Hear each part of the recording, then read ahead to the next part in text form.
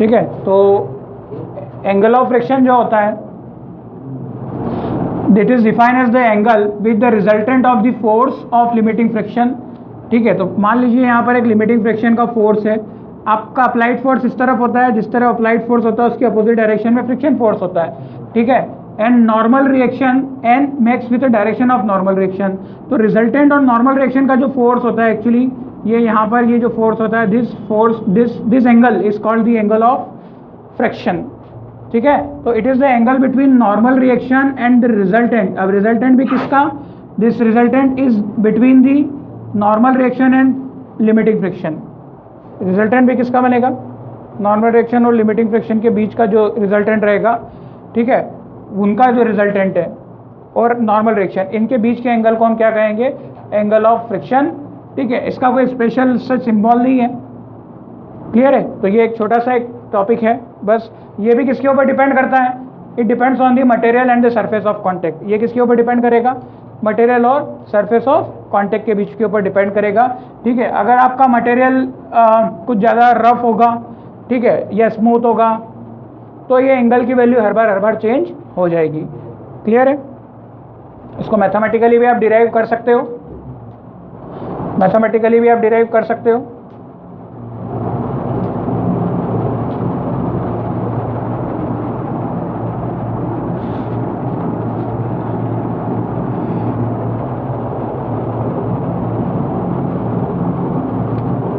ठीक है, definition wise इतना काफ़ी है।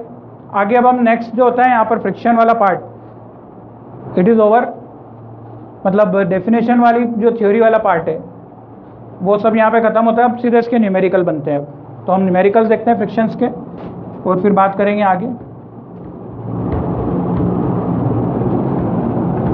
सो let us see some numericals of frictions now. तो सबसे पहला क्वेश्चन दे रखा है, इजी न्यूमेरिकल्स हम लोग देखेंगे जिससे कि आपको इसकी बेटर अंडरस्टैंडिंग और हो जाए। देखो इसमें हम क्या यूज़ करेंगे, कुछ लॉजिक यूज़ करेंगे, क्या क्या कॉन्सेप्ट यूज़ करेंगे। इसकी जो स्टेप्स रहेगी, आपको सबसे पहले क्या फाइंड करना रहेगा, लिमिटिंग फ्रिक्शन। लिमिटिंग फ्रिक्शन का फॉर्मूला क्या होगा, mu s into n. Limiting friction का फॉर्मूला क्या रहेगा, mu s into n. This is the formula of limiting friction. सबसे पहले आपको लिमिटिंग फ्रिक्शन फाइंड करना है, उसके बाद फिर दूसरा जो फाइंड करना है, the second point, limiting friction करने के बाद आपको चेक करना है कि जो अप्लाइड फोर्स जो आपने अप्लाई किया है फोर्स, है ना, तो दीज आर सम रूल्स। जब हम न्यूमेरिकल करेंगे तो कुछ रूल्स हैं। तो जो आपका अप्लाइड फोर्स जिसको आपने एफ से बताया है, क्या वो ग्रेटर देन एफ एल है या फिर applied force less than F L है। एफ एल मतलब आपका लिमिटिंग फ्रिक्शन। अगर आपका applied force greater than F L है, इसका मतलब body will be in relative motion, body में क्या होगा, मोशन होगा। और अगर एफ छोटा होगा एफ एल से, इसका मतलब बॉडी किस पर रहेगी, रेस्ट पे रहेगी। क्लियर। इसके बाद फिर अगर बॉडी मोशन में है, बॉडी अगर मोशन में है तो इसका क्या बनेगा, कुछ ना कुछ एक्सीलरेशन बनेगा। अगर इसका एक्सीलरेशन बनेगा तो एक्सीलरेशन का फॉर्मूला क्या हो जाएगा, f net upon m net. मतलब आप कोई न्यूटन्स लॉ वाली इक्वेशन लगाकर जो आप रिजोल्यूशन करते हैं उससे आप इसका एक्सीलरेशन निकाल सकते हैं। ठीक है, जो हमारे बार करते हैं जो सारी फ्री बॉडी डायग्राम बनाने के बाद। और अगर फोर्स जो है लेस देन एफ एल है तो बॉडी क्या रहेगी, रेस्ट पर रहेगी, बॉडी विल नॉट मूव। इस कंडीशन में एक्सीलरेशन क्या रहेगा, इस कंडीशन में acceleration will be zero. So no need to find out, you can directly put zero. अच्छा, एक और चीज़ है, थर्ड पॉइंट याद रखना आपको, when body is in motion, when body is in motion, अगर बॉडी मोशन में है, ठीक है, तो कौन सा आप कोएफिशिएंट ऑफ फ्रिक्शन यूज करोगे, म्यू से म्यू के। जब बॉडी मोशन में है तब कौन सा कोएफिशिएंट ऑफ फ्रिक्शन यूज करोगे, म्यू के। ठीक है, क्योंकि बॉडी जब मोशन में रहती है तो kinetic friction will act, right. तो इस तरह हम we will use mu k to find the value of force of friction. और वो फोर्स ऑफ फ्रिक्शन कौन सा होगा?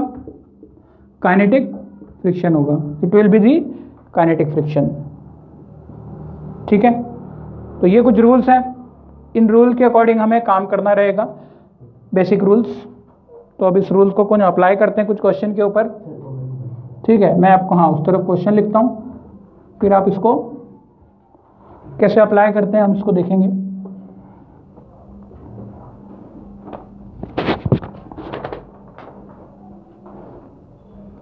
ठीक है, अब ये क्वेश्चन, ये रूल्स को मैं इधर ही रखता हूँ। एक बॉडी दे रखी है आपको, 4 किलोग्राम की दे रखी है। ठीक है, इसमें आप 10 न्यूटन का फोर्स लगा रहे हो। कितने का लगा रहे हो? 10 न्यूटन का फोर्स। बस इतनी ही इंफॉर्मेशन दे रखी है। आपसे पूछा है फाइंड फ्रिक्शन फोर्स। आपसे क्या पूछा है? Friction force. और दूसरा पूछ रखा है एक्सेलरेशन। एक्सेलरेशन को ए से बता दिया मैंने। ठीक है, ए वेक्टर,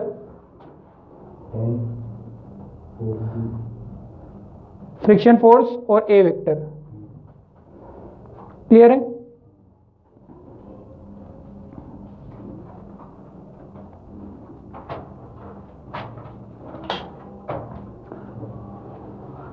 अच्छा, अब सबसे पहले इस पे नॉर्मल रिएक्शन निकाली जाती है। क्या निकाली जाती है? Normal reaction. जितने भी क्वेश्चन होते हैं हम सबसे पहले क्या निकालते हैं? Normal reaction. तो अब इस डायग्राम का एक फ्री बॉडी डायग्राम बना ले। तो ये आपका 4 किलोग्राम का बॉडी पॉइंट है इसका। सबसे ऊपर इसमें नॉर्मल रिएक्शन होगी N, जो ऊपर की तरफ होगी। इसमें लगेगा एक नीचे की तरफ फोर्स mg। m कितना हो गया? 4, और g कितना हो गया आपका 10। तो सीधे कितना लिख देता हूं मैं? 40 न्यूटन। राइट हैंड साइड से लगने वाला फोर्स कितना है? 10 न्यूटन। राइट हैंड साइड से लगने वाला वैल्यू कितना है? 10 न्यूटन। अब आप सबसे पहले लिमिटिंग फ्रिक्शन, रूल क्या बोलता है कि सबसे पहले क्या फाइंड करना है? Limiting friction. सबसे पहले क्या फाइंड करोगे? Limiting friction. तो FL फाइंड करेंगे हम। FL का फॉर्मूला क्या होता है? Mu s into N। क्या होता है? Mu s into N। ठीक है, अब आपने जो फ्री बॉडी डायग्राम बनाया है उसके अकॉर्डिंग आपको पता चल रहा है यहाँ से कि N और 40 ये दोनों क्या है? आपस में इक्वल है। y एक्सिस के फोर्सेस जब आप रिजॉल्व करेंगे ये दोनों इक्वल है। अभी तो इधर कोई फोर्स नहीं है, अभी हम लोग केवल x एक्सिस को रिजॉल्व कर रहे हैं, सॉरी y एक्सिस को रिजॉल्व कर रहे हैं। तो कितना मिल रहा है? N = 40। यहाँ से आप रिजॉल्व करेंगे तो मतलब आप जब इक्वेशन बनाएंगे तो रिजॉल्व तो हो चुका। एक N = 40 आएगी, इक्वेशन बनेगी। अच्छा, आपको क्वेश्चन में म्यूएस का वैल्यू भी दिया होगा। ठीक है, इसमें जो म्यूएस का वैल्यू या तो म्यूएस दिया होगा और या म्यू के दिया होगा। इसमें दो वैल्यू दे रखी है आपको। म्यूएस दे रखा है आपको 0.3 और म्यू के दे रखा है 0.2। सबसे पहली चीज तो बॉडी अगर मोशन में आएगी तो क्या यूज करोगे? बॉडी अगर, हाँ ये गिवन है, बॉडी अगर मोशन में है तो क्या यूज करोगे? ठीक है, यहां पर वी विल यूज, ऐसा लिखेंगे, we will use mu k to find the value of force of friction.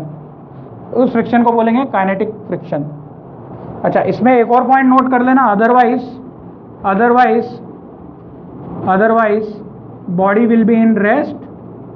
Body will be in rest. Body किस में रहेगी? रेस्ट में रहेगी। एंड म्यूएस विल बी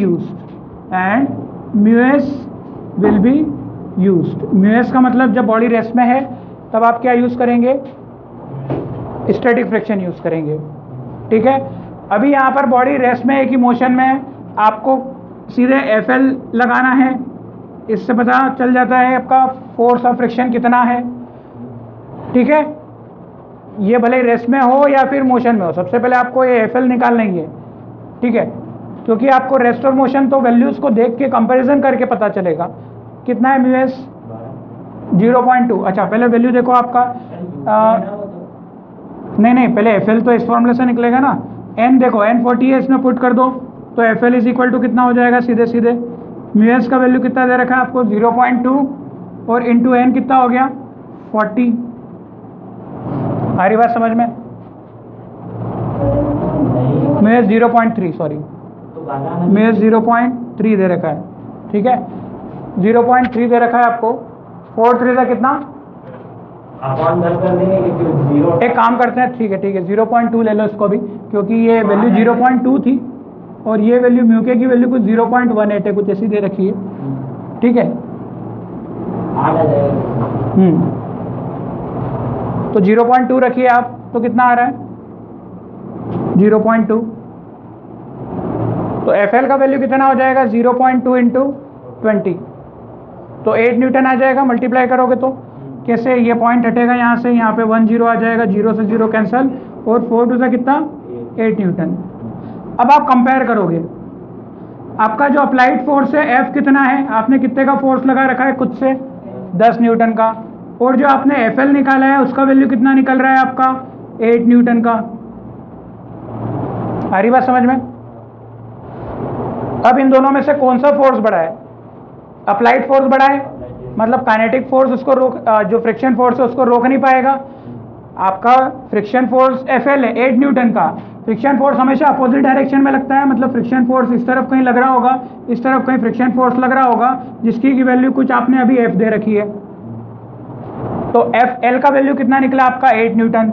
अब अल्टीमेटली जब पता चल गया कि बॉडी मोशन में है, बॉडी किस में है मोशन में, कैसे पता चला, मैंने आपको बताया था कि जब आपका अप्लाइड फोर्स किससे बड़ा हो लिमिटिंग फ्रिक्शन से, तब बॉडी किस में होगी मोशन में होगी। इसका मतलब इस सिचुएशन में बॉडी किस में है, सबसे पहले तो मोशन में और होगी ऑब्वियसली। क्यों? क्योंकि आपको क्या बोला है उसने, एक्सीलरेशन फाइंड करने के लिए बोला है। अगर एक्सीलरेशन फाइंड करने के लिए बोला है तो बॉडी किस में होगी मोशन में होगी, सही, ठीक है। नहीं, जब हम एफ एल का वैल्यू लेंगे, एफ एल का वैल्यू कितना होगा, ये तो फिक्स फॉर्मूला है, इसमें म्यू एस म्यू के कहाँ है, अभी लगाएंगे अभी। अब देखो, अब बॉडी चलने लगी, अब बॉडी किसमें क्या हुआ, चलने लगी। अब बॉडी अगर चलने लगी तो कौन से टाइप का फ्रिक्शन विराजमान होगा, तो यहाँ पर एफ के लिखेंगे कि एफ एस रखोगे, यहाँ पे लिखोगे एफ के का फॉर्मूला क्या होता है म्यू के इंटू एन। तो क्यों लगाओगे म्यू एस यहाँ पर, जब पता चल गया आपको, ठीक है, मतलब एफ एस लगाओगे नहीं, एफ एस के साथ म्यू एस यूज होता है और एफ के साथ म्यू के यूज होता है। बस ये पुट कर लो वैल्यू यहाँ पर, आपका आंसर आ गया 8 न्यूटन। लिमिटिंग फ्रिक्शन तो आ गया। अब इसने क्या बोला था, फ्रिक्शन फोर्स। अच्छा, तो फ्रिक्शन फोर्स कौन सा लगेगा, लिमिटिंग फ्रिक्शन तो केवल एक वैल्यू थी, तो ये आपका आंसर है क्या, नहीं, आपका आंसर क्या है, आपका आंसर होगा एफ के। क्यों? क्योंकि जब बॉडी चलती है तब उस समय फोर्स कौन सा लगता है, काइनेटिक फ्रिक्शन। ये हम बात कर चुके हैं, इसके पहले वाले क्लास में आप देख सकते। तो काइनेटिक फ्रिक्शन जो है एफ के का वैल्यू कितना होगा 0.18 इंटू एन का वैल्यू कितना, एन का वैल्यू निकाल चुके हैं हम, जो कि कितना होगा 40। यहाँ से एक पॉइंट हटाओ और ये 0 और ये 0 कैंसिल हो जाएगा, तो एफ के का वैल्यू कितना होगा 18 4 72, 2 0 आएंगे, सॉरी 2 0 आएंगे, एक कटेगा, तो ये आएगा 18 4 72 डिवाइडेड बाय 10, जो कि आएगा 7.2 न्यूटन का, जो कि क्या आएगा 7.2 न्यूटन का। क्लियर है, 7.2 न्यूटन, ठीक है। तो यहाँ पर इस तरीके से ये आंसर आ जाएंगे। एफ के का वैल्यू आ गया 7.2 न्यूटन, इसमें कोई दिक्कत, कोई परेशानी है तो पूछो। एफ के का वैल्यू 7.2 न्यूटन। अब आप देखो, कंपेयर भी कर सकते हो, एफ एल का वैल्यू कितना है, एफ एल का वैल्यू 8 न्यूटन है। तो मैंने आपको बताया था कि जो फ्रिक्शन एफ के होता है उसका वैल्यू क्या होता है, थोड़ा सा क्या होता है, छोटा होता है लिमिटिंग फ्रिक्शन से। तो देखो यहाँ पर ये 8 न्यूटन निकल रहा है और आपका जो काइनेटिक फ्रिक्शन है वो 7.2 न्यूटन निकल रहा है। तो बहुत ज़्यादा खासा फर्क नहीं है, छोटी वैल्यू है, ठीक है। आपको 0.18 और 0.2 ये सब क्यों हुआ, क्योंकि आपका म्यू एस और म्यू के ये दोनों की वैल्यूज़ अलग अलग थी, और म्यू के का वैल्यू हमेशा क्या रहेगा आपका, कम रहेगा for the same surface. Surface नहीं बदली इसमें, ठीक है। अरे डायरेक्ट 10 से डिवाइड करो ना, काटने की क्या जरूरत है। 72 डिवाइडेड बाय 10 सीधे कितना हो जाएगा 7.2 न्यूटन। चलो यहाँ पे कोई दिक्कत है? अच्छा अब एक्सेलरेशन भी निकालना है आपको। एक्सेलरेशन कहाँ, यहाँ बता देते हैं। चलो एक्सेलरेशन कितना हो गया अब आपको तो नेट पता चल गया। इधर कितना फोर्स लग रहा है 7.2। आ रही बात समझ में? बॉडी किधर जा रही है ओवरऑल, मतलब बॉडी ओवरऑल किधर जा रही है? ए कौन बड़ा है 10 और 7.2 से 10 बड़ा है, मतलब बॉडी किधर जा रही है? राइट में जा रही है। अब राइट में जा रही है मतलब एक्सेलरेशन क्या होता है? नेट। नेट का मतलब एक तरफ लगने वाले फोर्स माइनस एक तरफ लगने वाले फोर्स, और अपॉन में टोटल मास का जो भी नेट बन रहा है वो निकाल लो। तो इसमें तो दो ही फोर्स है, तो 10 माइनस 7.2 डायरेक्ट लिख दें। 10 माइनस 7.2 अपॉन में कितना 7.2 अपॉन में मास कितना दे रखा है 4 किलोग्राम। तो बहुत छोटी वैल्यू आएगी। 10 में से 7.2 का आप माइनस करें तो कितना मिलेगा 2.8 डिवाइडेड बाय 4, और ये कैंसिल हो जाएगा। 4 7 से 28, तो 0.7 मीटर पर सेकंड स्क्वायर। आ रही बात समझ में? 0.7 मीटर स्क्वायर। ये आपका क्या निकल गया? ये आपका एक्सेलरेशन निकल गया 0.7 मीटर पर second square. This is called the acceleration. अच्छा अब ये एक्सेलरेशन आपका आ गया है, मतलब ये क्वेश्चन तो आपने पूरा सॉल्व कर लिया है। इसके दोनों आंसर आ गए। एक ये वाला आंसर आ गया आपका, ठीक है, दिस इज योर आंसर, और एक आंसर ये वाला, ठीक है। दोनों पूछा था, दोनों निकाल लिए। चलो अब इसी क्वेश्चन में कुछ बदलाव करते हैं। इसी क्वेश्चन में कुछ बदलाव करते हैं, ठीक है। सरफेस चेंज कर देते हैं, ये हटा दें हम। अच्छा आप चाहो ना तो इस पर वही लगा सकते हो, आपका F = ma, वही लगेगा F = ma। जैसे हमें आदत क्या है F = ma लगाने की है, तो F = ma कैसा लग रहा है? बॉडी उधर जा रही है, मतलब 10 माइनस 7.2 = 4 × a। बात तो वही है, ठीक है। यहाँ से a निकालोगे तो ये 4 क्या हो जाएगा डिवाइड में चला जाएगा, और वही आंसर आपको फिर से मिल जाएगा। क्लियर है? तो इसी रूल के साथ आपको काम करना है। अब ये क्वेश्चन में छोटा सा चेंज हम करते हैं। चेंज क्या करते हैं देखते हैं। अब आपको पूछा है मैंने, अभी तो बॉडी आपसे पूछा है, इसकी स्टेट पूछी है, ठीक है। सेम क्वेश्चन दे रखा है, म्यूएस का वैल्यू इस बार दे रखा है मैंने 0.3, ठीक है, और ये वैल्यू दे रखी है कुछ 0.2 दे रखी है, ठीक है। अभी मैंने रैंडम वैल्यू दे दी, कुछ मन से ही दे दी है। आपसे पूछा है कि determine whether object is in rest और इन मोशन। आपको बताना है कि ये बॉडी जो है वो रेस्ट में है या फिर किस में है, मोशन में। दोनों में से बताना है क्या ये बॉडी रेस्ट में है कि मोशन में है, ठीक है। हम इसी रूल के साथ शुरुआत करेंगे। सबसे पहले हम कैसे निकालेंगे? FL निकालेंगे, लिमिटिंग फ्रैक्शन का फॉर्मूला। FL = क्या होता है? देखिए इसको हम पूरा रिजॉल्व कर चुके हैं, फिर से मैं कर देता हूँ। इधर नॉर्मल रिएक्शन है, कोई एंगल बन नहीं रहा है। ये वैल्यू कितनी होगी आपकी 40, ठीक है। N = कितना है इसमें? डायरेक्ट 40 है। इधर फोर्स लग रहा है कितने का 10 न्यूटन का। फोर्स मैंने चेंज नहीं किया हुआ है, हम इसी वैल्यू से देख रहे हैं इसको। तो N = हो गया आपका 40 न्यूटन। अच्छा अब और बताइए अब इसमें क्या निकलेगा?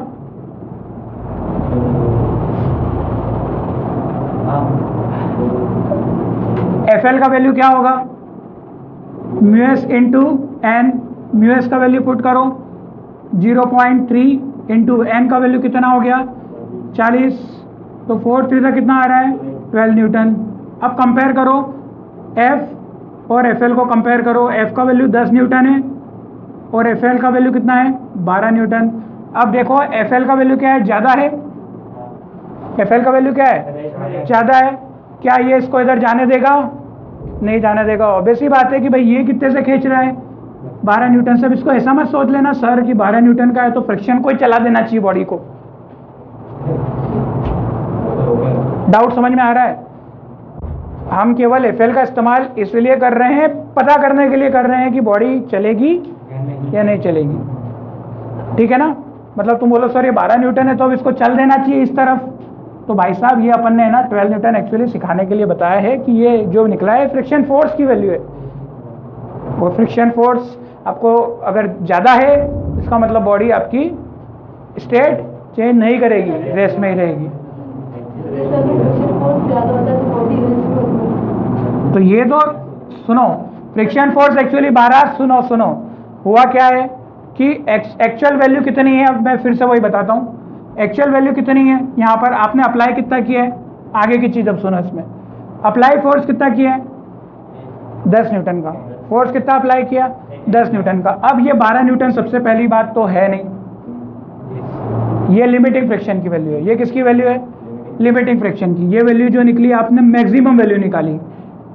अब एक्चुअल में क्या होता है, एक्चुअल में ऐसा होता है, मैं आपको कल भी बता चुका था कि ये फ्रिक्शन की आदत होती है। अगर आप 10 न्यूटन का फोर्स लगाते हो तो वो भी कितने का बन जाता है 10 न्यूटन का, 2 न्यूटन का बनाते हो तो वो भी कितने का बन जाता है 2 न्यूटन का। मतलब इसकी लिमिट कितनी थी 12 की, लिमिट कितने की थी 12 की। 12 के अंदर अंदर अगर मेरा फोर्स होगा तो मैं बॉडी को तो हिलने नहीं दे रहा, मतलब इसके अंतर्गत अगर ये 10 लगाया तो ये भी कितने का बन जाएगा 10 का बन जाएगा।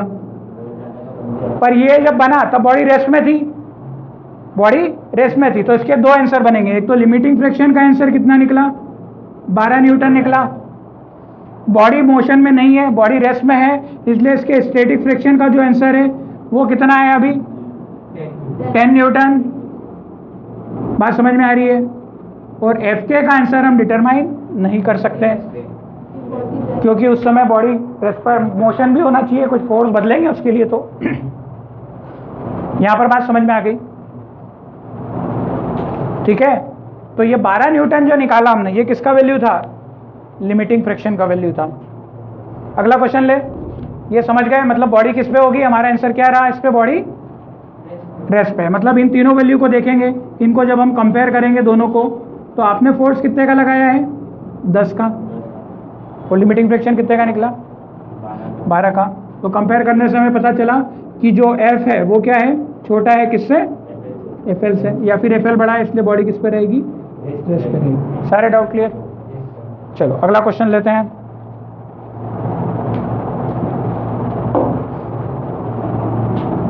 अगले क्वेश्चन में ये 5 किलोग्राम है। अच्छा, म्यूएस और म्यू के अपन जो ले रहे हैं बार बार, यहाँ पर केवल म्यू दिया है ना। आप जो क्वेश्चन जो दिया है म्यूएस म्यू के कुछ भी नहीं दिया, आपको क्या दिया है, म्यू दिया है। म्यू इज इक्वल टू 0.3 दिया हुआ। जब ऐसा क्वेश्चन आए तो इसी म्यू को ही म्यूएस की तरह काम करवाना है और इसी म्यू को म्यू के की तरह ही काम करवाना है, ठीक है। और इसमें जो एंगल से बॉडी खींचा जा रही है, ये एक एंगल दिया है, ये कितने का दिया है, ये 10 न्यूटन का फोर्स लग रहा है और ये 30 डिग्री पे लग रहा है। कितने पे लग रहा है 30 डिग्री पे लग रहा है, ठीक है। क्वेश्चन है, नोट कर लो, क्वेश्चन है आपको, विल बॉडी मूव और नॉट, विल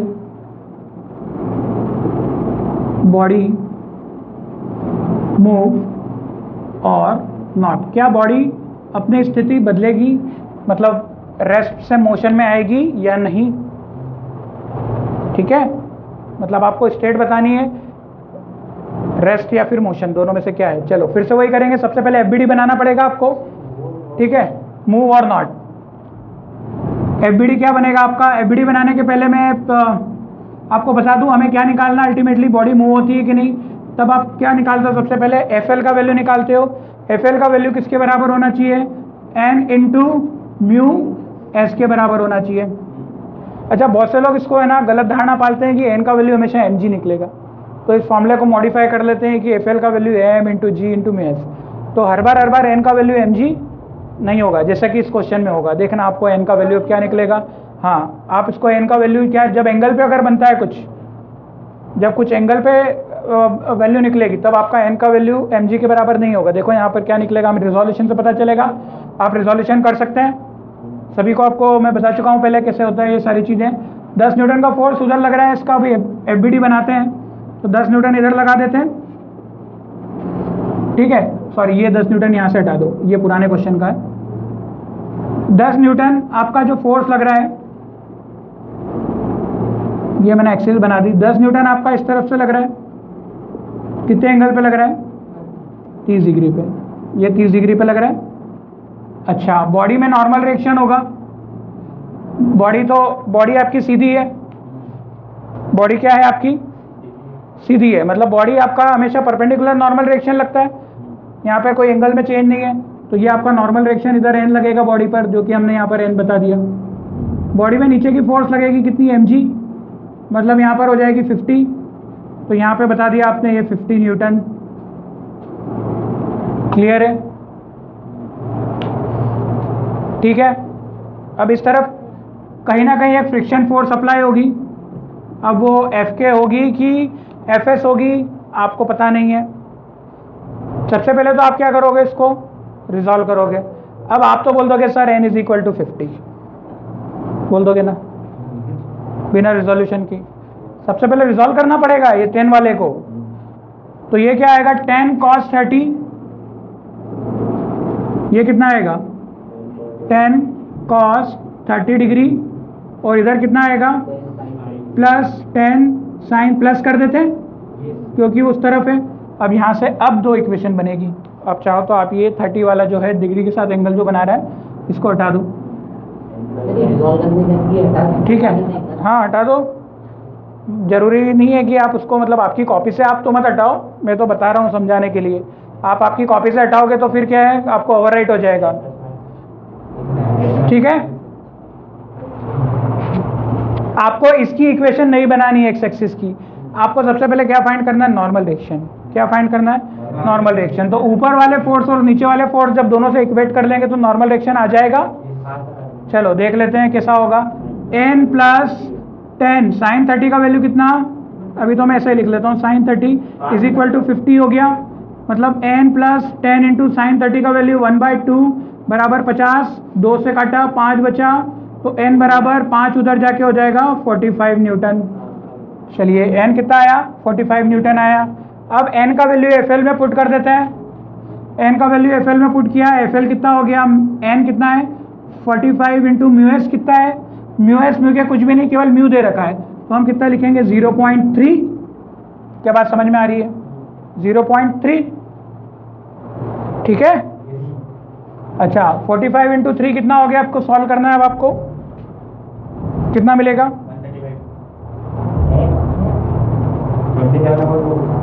मतलब 13.5 हो जाएगा। ये पॉइंट उतारा, 0 लगाया, 5 × 2 = 10, 9 × 3 =